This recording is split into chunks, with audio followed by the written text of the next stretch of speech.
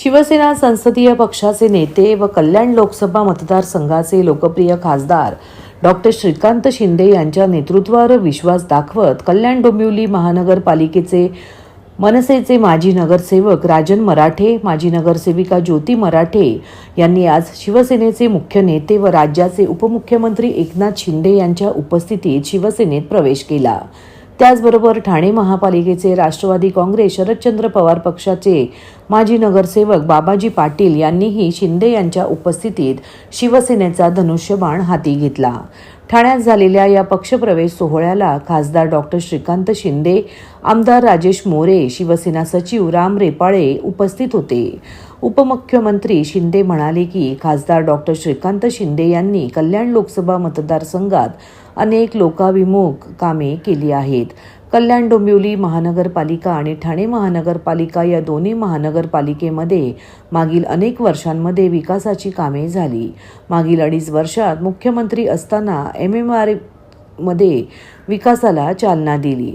या कामांमुळे प्रभावित होऊन लोकप्रतिनिधी शिवसेनेत प्रवेश करत आहेत असे ते म्हणाले। महायुतीचा विकासाचा अजेंडा आहे। येत्या स्थानिक स्वराज्य संस्थांच्या निवडणुकांमध्ये महायुतीचा विजय होईल असा विश्वास उपमुख्यमंत्री शिंदे यांनी व्यक्त केला। प्रमुख लोकांचं, राजन मराठे, बाबाजी पाटील यांच्या सोबत आलेल्या सर्वांचं पुन्हा एकदा मी अभिनंदनही करतो, त्यांना शुभेच्छा देतो। त्यांनी जो विश्वास दाखवलेला आहे, हा विश्वास सार्थ आमची शिवसेना करेल, कारण शिवसेना दिलेले शब्द पाळते आणि विकासाचं राजकारण करते। भाई काय वाटतं, मनसेचे एकच आमदार होते राजू पाटील, ते पडल्यामुळे कुठेतरी त्याचं खापर याच्यावर देखील पूर्ण होतं। योग्य वेळी तरी शिवसेना या ठिकाणी आता पक्षप्रवेश केला, येणाऱ्या काळात देखील त्यांचे नगरसेवक आता तुमचे देखील वाढू शकतो या ठिकाणी। मात्र मनसेची पकड तिथून कुठेतरी कमी पडली का? नाही, खरं म्हणजे कोण पडले कोण आले याच्यापेक्षा विकास हा महत्वाचा आहे आणि म्हणून विकासाचं जे काही काम शिवसेना करते आहे, महायुती करते आहे, त्याच्या माध्यमातूनच देखील हे सर्व लोक, आपण आजचा प्रवेश नाही, यापूर्वी देखील आपण अनेक प्रवेश पाहिलेले आहेत आणि शिवसेनेला लोक शिवसेनेवर विश्वास ठेवत आहेत, कारण शिवसेना दिलेला शब्द पाळते आणि शेवटी कार्यकर्त्यांच्या मागं खंबीरपणे उभं राहण्याचं काम नेत्याचं असतं, ते करण्याचं काम आम्ही करतोय आणि म्हणूनच ज्या लोकांनी निवडून दिलं त्या लोकांना मूलभूत सोयी सुविधा देणं हे आपलं कर्तव्य आहे आणि कर्तव्य भावनेतून लोक जॉईन होत आहेत। त्यामुळे मी सगळ्यांचं पुन्हा एकदा खूप खूप मनापासून अभिनंदन करतो, सगळ्यांना शुभेच्छा देतो।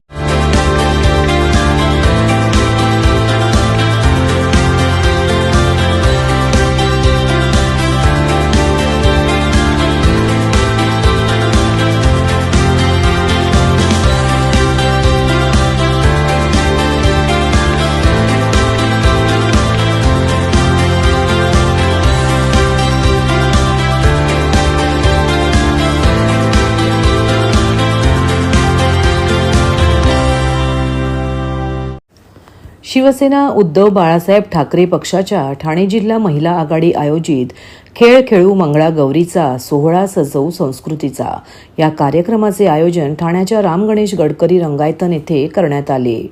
या कुटुंब सोहळ्याला उद्धव ठाकरे यांच्या पत्नी रश्मी ठाकरे यांनी उपस्थित राहत महिलांच्या आनंदात भर टाकली। प्रवेशद्वाराजवळील हिंदू हृदय सम्राट शिवसेना प्रमुख बाळासाहेब ठाकरे, धर्मवीर आनंद दिघे यांच्या फोटोला रश्मी ठाकरे यांनी अभिवादन केले। यावेळी महिलांच्या उपस्थितीने गडकरी रंगायतन हाऊसफुल झाले होते। घागर घुमू दे, रामा पावा वाजू दे, नाच ग घुमा कशी मी नाचू, फुगड्या ग खेळू पोरी फुगड्या अशा अनेक गाण्यांवर महिला थिरकल्या। तसेच यावेळी रश्मी ठाकरे यांच्या हस्ते लकी ड्रॉ काढण्यात आला। ज्या महिलांचे नाव लकी ड्रॉमध्ये आले अशा महिलांना भरजरी पैठणी भेट देण्यात आली। यावेळी नवी मुंबई महिला मोर्चा जिल्हा चिटणीस सुष्मिता भोसले यांच्यासह अनेक महिला पदाधिकारी आणि कार्यकर्त्यांनी शिवबंधन बांधून शिवसेना उद्धव बाळासाहेब ठाकरे पक्षात प्रवेश केला। यावेळी रश्मी ठाकरे यांनी सर्व महिलांचे स्वागत केले। नागरिकांना आवाहन करण्यात येत आहे की सध्या डासांमार्फत पसरणाऱ्या डेंग्यू या आजाराचा प्रसार रोखण्यासाठी प्रत्येकाने पुढील प्रमाणे कार्यवाही करावी। डेंग्यू आजार एडिस इजिप्ती हा डास चावल्याने होतो। या डासांची पैदास साचलेल्या किंवा साचवलेल्या स्वच्छ पाण्यामध्ये होते। 8 दिवसांपेक्षा जास्त दिवस पाणी उघडे व साचून राहिल्यास त्यात डास अंडी घालतात. अंड्यांच्या अळ्या तयार होऊन पुढे डास तयार होतात. यासाठी आपल्या घरातील पाणी साठे उदाहरणार्थ बॅरल्स, पिंपे, टाक्या, हौद, रांजणे इत्यादी दर आठवड्याला रिकामे करून घासून पुसून कोरडे करून पुन्हा भरावे. 1 दिवस कोरडा दिवस म्हणून पाळावा. पाणी साठ्यांना घट्ट झाकणे बसवावीत किंवा जुनी साडी, चादर, धोतर यांनी बांधून झाकून ठेवावीत, म्हणजे डास त्यात जाऊन अंडी घालणार नाहीत. घराच्या गच्चीवर, आजूबाजूला, अंगणात कोठेही पाणी साचू देऊ नये. भंगार सामान उघड्यावर टाकू नये. उदाहरणार्थ टायर्स, प्लास्टिक सामान, कुंड्या, टाकाऊ वस्तू इत्यादी. अशा सामानात पावसाचे पाणी साठून त्यात डेंग्यूच्या डासांची पैदास होते. घरातील कूलर्स, फ्रीजच्या पाठीमागील ट्रे हे देखील वेळोवेळी कोरडे करावेत. लक्षात ठेवा, नुसत्या फवारणीने डास घनता कमी होत नाही, तर त्यासाठी डास पैदास ठिकाणे नष्ट करणे ही आपल्या सर्वांची जबाबदारी आहे. कोणताही ताप अंगावर न काढता जवळच्या शासकीय रुग्णालयात मोफत औषधोपचार घ्या. अशा प्रकारे नागरिकांनी सहकार्य केल्यास डेंग्यूचा प्रसार रोखणे सहज शक्य आहे. मोतीबिंदू हा हजारो ज्येष्ठ, गरीब आणि वंचित घटकांना हळूहळू अंधाराच्या गर्दीत लोटत असला तरी शासनाच्या मोतीबिंदू मुक्त महाराष्ट्र या विशेष मोहिमेमुळे ठाणे जिल्ह्यात हजारो रुग्णांच्या जीवनात पुन्हा एकदा प्रकाश फुलला आहे. जिल्ह्यासाठी 7,182 शस्त्रक्रियांचं लक्ष्य होतं, मात्र त्याहून दुप्पट म्हणजे तब्बल 13,351 मोतीबिंदू शस्त्रक्रिया यशस्वी पार पडत ठाणे जिल्ह्याने राज्यात इतिहास घडवला आहे. पुण्यानंतर ठाणे अव्वल ठरलं आहे. 22 जुलै ते 22 ऑगस्ट 2025 या 1 महिन्याच्या मोतीबिंदू मुक्त महाराष्ट्र या विशेष मोहिमेत ठाणे सिव्हिल रुग्णालयासह जिल्ह्यातील सर्व शासकीय रुग्णालये, खासगी रुग्णालय, NGO, ठाणे ऑफ्थल्मिक असोसिएशन, सर्व वैद्यकीय महाविद्यालय आणि माध्यमांनी खांद्याला खांदा लावून काम केलं. सततची जनजागृती, मोफत तपासण्या आणि तज्ज्ञ डॉक्टरांच्या अथक परिश्रमामुळे हजारो रुग्णांनी धैर्याने पुढे येत उपचार करून घेतले. सदर विशेष मोहिमेत राज्यात 1 लाख मोतीबिंदू शस्त्रक्रिया पार पडण्याचे उद्दिष्ट राज्य शासनाने निर्धारित केले होते आणि सदरचे उद्दिष्ट सफल देखील झाले. एकट्या ठाणे जिल्ह्याने यामध्ये 13,351 शस्त्रक्रिया करून उद्दिष्टपूर्तीचा मोठा वाटा उचलला आहे. मोतीबिंदूची लक्षणं दिसताच तपासणी करणं अत्यंत गरजेचं आहे. सुदैवाने ठाण्यात ही मोहीम नागरिकांसाठी मोठा दिलासा देणारी ठरली आहे.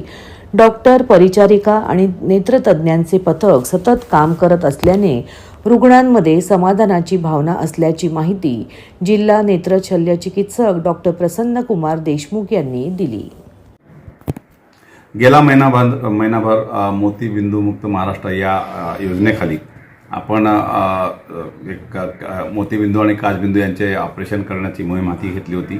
महिनाभर आपल्या सगळ्या जिल्ह्यासाठी टार्गेट 7,100चा होता. आपल्या जिल्ह्यातल्या सगळ्या संस्था मिळून एकंदरीत सगळ्या हॉस्पिटल्स यांनी मिळून जवळपास 13,500च्या वरती शस्त्रक्रिया केल्यात. आणि मेन उद्दिष्ट हाच आहे की जेवढे लोक आहेत जे दृष्टी मिळावी यासाठी खेडोपाडी आपली टीम जात होती. आम्ही विविध कॅम्प घेतले, पेशंटना पिकअप केलं, ऑपरेशन्स केले आणि त्यांना ड्रॉपबॅक केलं आहे. याच्यामध्ये सगळ्यांचं सहकार्य मिळालं. असं जिल्हा स्तरावरनं संस्था असतील किंवा NGOज असतील किंवा गव्हर्नमेंट किंवा प्रायव्हेट हॉस्पिटलचे लोकांनी पण आम्हाला मदत केली. त्यामुळे मी खरोखर सगळ्यांना धन्यवाद देतो. आपण टार्गेट जवळपास जो टार्गेट दिलं होतं त्यापेक्षा 190% काम करू शकलो आपण, याचा एक आनंद आहे. परंतु हे सध्या फक्त मोहिमेसाठीच नाही, आपल्याकडे रेग्युलरली हे ऑपरेशन्स होत राहतात. त्याच्यामुळे पर्टिक्युलर अंगणवाडी सेविका, ASHA worker, CHO, THO, medical superintendent किंवा मेडिकल ऑफिसर आणि ऑप्थॉल्मिक सर्जन यांचा खूप चांगलं सहकार्य लाभला. परंतु आपली ही जरी मोहीम महिन्याभरासाठी होती तरीही आपली ही चालूच राहते. नेहमीच आपण मोतीबिंदू चे ऑपरेशन्स करत राहतो. विनंती सगळ्यांना हेच आहे की गव्हर्नमेंट हॉस्पिटलला अतिशय जेवढे सरकारी रुग्णालय जिल्ह्यात तिथे सेन्सिबल आणि चांगल्या पद्धतीने शस्त्रक्रिया होतात. त्या लोकांपर्यंत ही भावना पोहोचायला पाहिजे. जास्तीत जास्त लोकांनी, जिल्ह्यातल्या लोकांनी जेवढे सरकारी रुग्णालय आहेत तिथे फायदा करायला पाहिजे, फायदा घ्यायला पाहिजे. ज्यांचं वय 50पेक्षा जास्त आहे आणि दृष्टी थोडीशी क्षीण वाटते, त्या लोकांनी तात्काळ चेक करून घ्या. आमचे ऑप्थॅल्मिक ऑफिसर्स विविध ठिकाणी जात असतात, PSCला, RSला, SDSला. तिथे पेशंट चेक करतात, आमचे डॉक्टर त्याला ऑपरेट करतात. परंतु मेन उद्दिष्ट आहे की जास्तीत जास्त लोकांनी ऑपरेट करून घ्यावे, जेणेकरून मोतीबिंदू किंवा काचबिंदू पुढे जो येणारा आंधळापणा आहे पुढे तो आपण टाळू शकतो. आणि हे लाभ सगळ्यांनी घ्यावा आणि हे काम आपलं अविरत चालू असतं. तर जास्तीत जास्त नागरिकांनी याचा लाभ घ्यावा एवढी विनंती करतो आणि धन्यवाद देतो सगळ्यांना.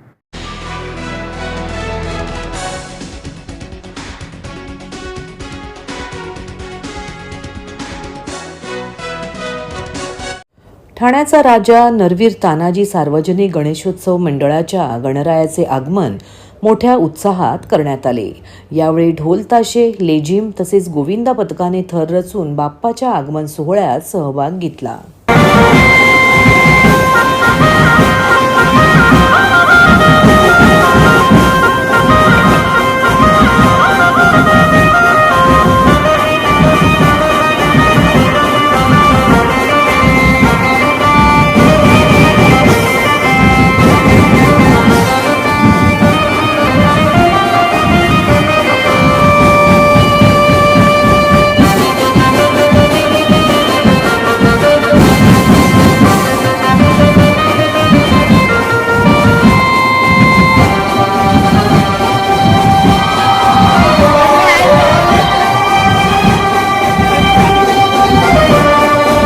सव्वीस जानेवारी 1979 साली स्थापन झालं. यंदा मंडळ ते 47 वर्ष आहे. दरवर्षी आमच्याकडे विविध प्रकारचे डेकोरेशन केले जातात.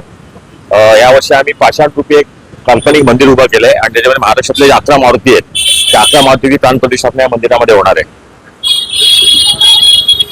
दरवर्षी कोणकोणते देखावे सादर केले? आम्ही 2003 साली आमच्या मंडळाचं 25वे वर्ष होतं. तेव्हापासून आम्ही सेटअप अशी तयार करायला लागलो. त्याच्यात आम्ही कॅसेट शो करायचो. त्यावेळी आम्ही पुन्हा मीनाक्षी मंदिर मध्ये देवदासचा सेट केला होता. 2004 साली मीनाक्षी मंदिर केलं होतं. त्यांना विविध सेट शीश महाल, गेल्या वर्षी विष्णूचे 10 होता, दशावताराचा स्वरूप केलं होतं, सुवर्ण मंदिर केलं होतं. असे विविध स्वरूप आम्ही दरवेळी आमचा देखावा चेंज असतो. लोकांचा कसा प्रतिसाद त्या देखाव्याला लागतो? खूप चांगला प्रतिसाद असतो. भरपूर गर्दी असते. आता 2 दिवसापूर्वी आमच्या गणपतीचं आगमन झालं. पूर्ण रस्ता तुडुंब भरला होता. म्हणजे मूर्ती खाली होती तर इथपर्यंत चालू होतं सगळं. तुमच्या मंडळाची विशेषता काय? विशेषतः म्हणजे आमच्याकडे मंडळात विविध वेगवेगळ्या प्रकारचे देखावे असतात.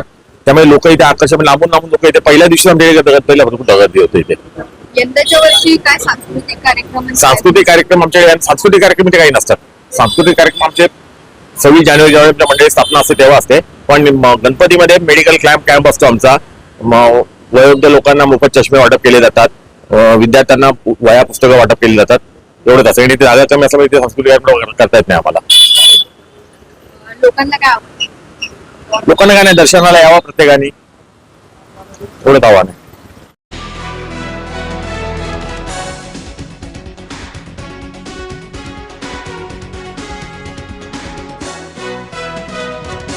ठाणेकरांची वाहतूक कोंडीतून सुटका व्हावी यासाठी अतिशय महत्त्वाच्या असलेल्या मेट्रो मार्गिकेच्या चाचणीसाठी मेट्रोची ट्रेन दाखल झाली आहे.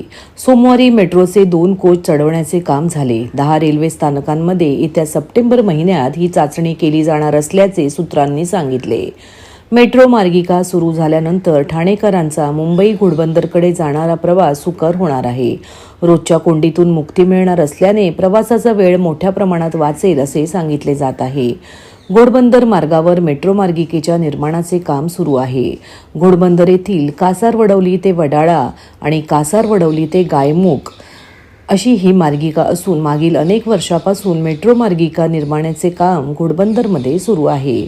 भर रस्त्यात ही कामे सुरू असल्याने ठाणेकरांना कोंडीचा सामना सहन करावा लागत आहे. काही दिवसांपूर्वीच उपमुख्यमंत्री एकनाथ शिंदे यांनी सप्टेंबर महिन्यात मेट्रोची चाचणी होणार असल्याचा दावा केला होता. त्यानुसार सोमवारी मेट्रो मार्गिकेवर 2 कोच चढवण्याचे काम सुरू होते. मेट्रो दाखल होताच ही मेट्रो पाहण्यासाठी बघ्यांची गर्दी झाली होती. सोमवारी सकाळीच जेव्हा मेट्रोचा कोच मोठ्या ट्रेलरवरून आणला गेला तेव्हा परिसरात प्रचंड उत्सुकता निर्माण झाली. कामगारांसोबतच स्थानिक नागरिक, प्रवासी, दुकानदार हे पाहण्यासाठी थांबले होते. मेट्रोचा कोच पाहताच अनेकांनी मोबाईलमध्ये फोटो, व्हिडिओ टिपले.